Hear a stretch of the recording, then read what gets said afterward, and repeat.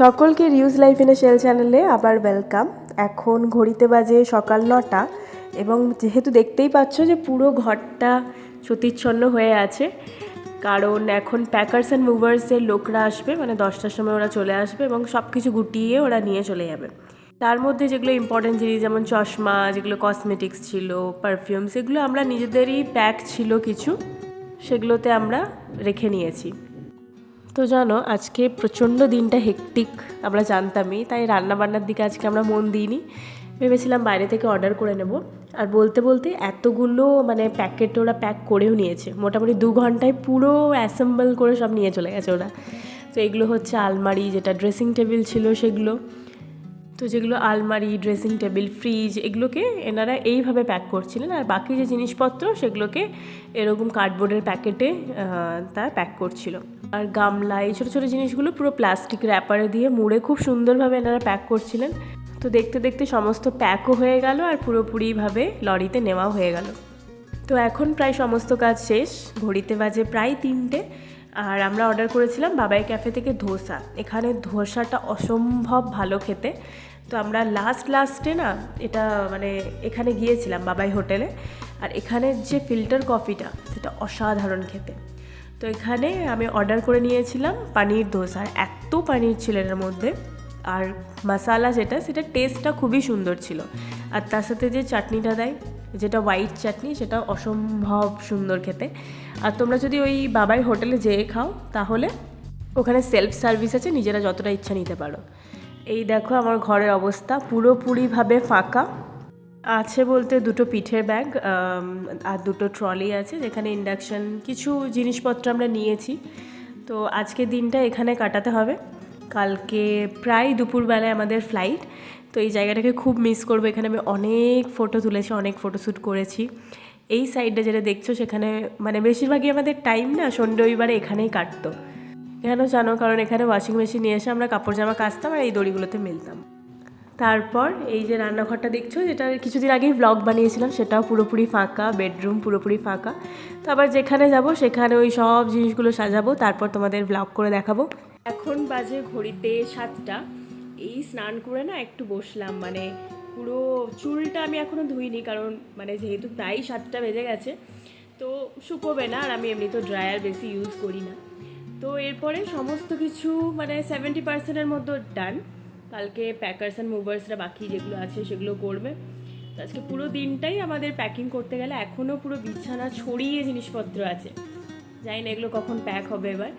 তো এরপরে যাব কিছু এমার্জেন্সি যেগুলো মশলা আমরা প্যাক করে নেব, কারণ কি বলো তো, আগের বারে যখন গিয়েছিলাম আসাম 10 দিনের জন্য, রেস্টুরেন্ট আর হোটেলের খেয়ে একেবারে এত তিতো বিরক্ত লেগে গেছে না, মনে হচ্ছিল কখন বাড়ি পৌঁছে একটু আলু সিদ্ধ ভাত খাবো।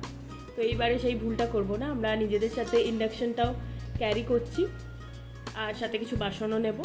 তো আর কিছু মশলাপাতি, কারণ পৌঁছাতে না গৌহাটি প্রায় ধরো তোমাদের 1 তারিখে বেরোবো, প্রায় 7:30-8টার মতো বেজে যাবে আর কি। আর জানি না এবার তারপরে পসিবল হবে কি না বাজার যেয়ে কিছু কেনাকাটা। তো অ্যাটলিস্ট যেন আলু সেদ্ধ ভাতটা হয়ে যায় সেরকম আমি কিছু প্যাক করে নেবো, আর তার সাথে কিছু মশলাপাতিও প্যাক করে নেবো 15 দিনের জন্য, যেমন আমের আচার, যেটা আমার ফেভারিট, যেটা হলেই আমার চলে যাবে ভাত। তো ওইগুলো একটু প্যাক করতে হবে, কি পুরো এখনও পুরো মানে মেস হয়ে আছে, তো সেগুলো একটু বাগিয়ে নিতে হবে। কালকে বেড ডিসমেন্টাল করে সব কিছু নিয়ে যেতে হবে। তো চলো কী প্যাক করছি তোমরাও দেখে নাও। যেহেতু আমরা গৌহাটিতে অনেক লেটে নামবো, তো কিছু এমার্জেন্সি পারপাস আমি প্যাক করে নিয়েছি, যেমন চিনি, এখানে চা, এখানে আছে আচার, যেটা আমি কিনতেও পারবো না, এটা মায়ের তৈরি। তো এই আচারটা আমার সবচেয়ে ফেভারিট, এটা আমি মুড়ি দিয়ে খেতে পারবো। এখানে আছে ধনে আর জিরে গুঁড়ো, এটাও কিন্তু পুরো মিক্স করে নিয়েছি, যে কোনো তরকারিতে কাজে লাগবে। সামান্যখানি নুন, সামান্যখানি ওই যে গোটা গরম মশলা যেগুলো থাকে সেগুলো, একটু হলুদ, তার সাথে আছে এখানে লাল লঙ্কা আর জিরে। এগুলো সব এমার্জেন্সি পারপাস আমি মানে নিয়ে নিয়েছি সাথে, যাতে কোনো অসুবিধা না হয়। এবার তার সাথে আরও নিয়েছি, যেমন এই প্যাকেটগুলো দেখলাম ছিল, তো এই প্যাকেটগুলো তার কী ওজন হবে, এই বলে মানে অনেকগুলো জিনিসই হয়ে গেছে, যেহেতু একটা সবজি মশলা, একটা চিকেন কারি মশলা আর একটা ম্যাগি মশলা। তো ফাইনালি দেখতে দেখতে নেক্সট দিনও চলে এলো। আর আমরা রওনা দিলাম গৌহাটির উদ্দেশ্যে। জানি না এবার কখনো আসা হবে কি না হায়দ্রাবাদ, আশা করি আসা হবে। এই যে ভিডিওটা যখন করছি না, তখন প্রায় 5:15 বাজে। এত সুন্দর দেখতে লাগছিল আকাশটা, মানে অপূর্ব সুন্দর লাগছিল।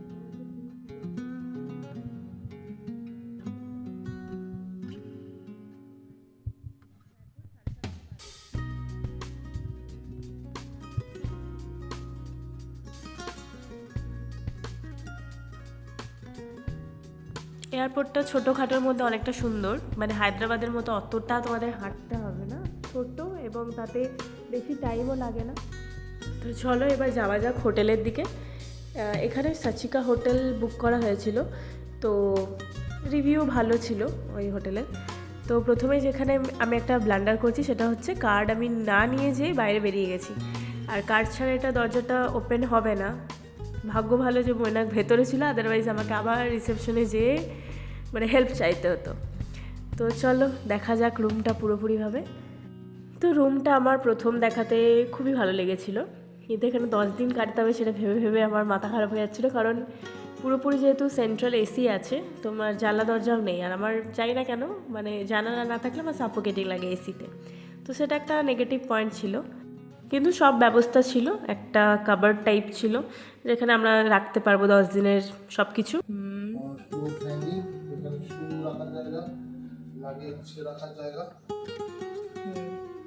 এখানে টিভি আছে, এখানে আয়না আছে, এখানে টি কফি দুধ সবই রাখা রয়েছে, along with glass, kettle hot ওয়াটারের জন্য।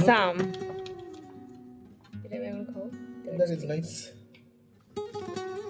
তো আর এটা মেনু দেওয়া রয়েছে,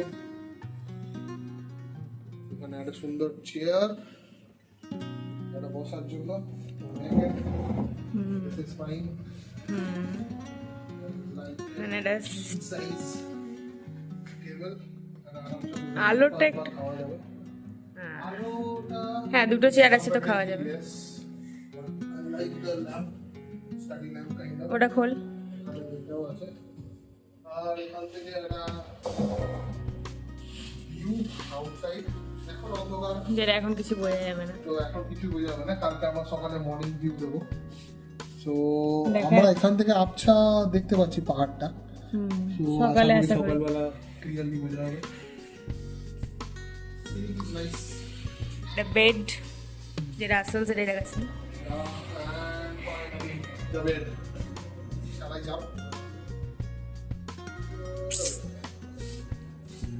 বাথরুম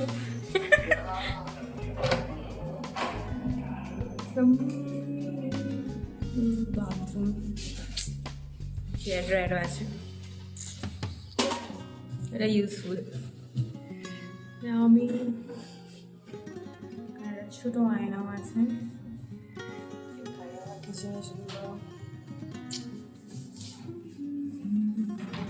আর এটা স্নান করার জায়গা, এটা হচ্ছে ফুল।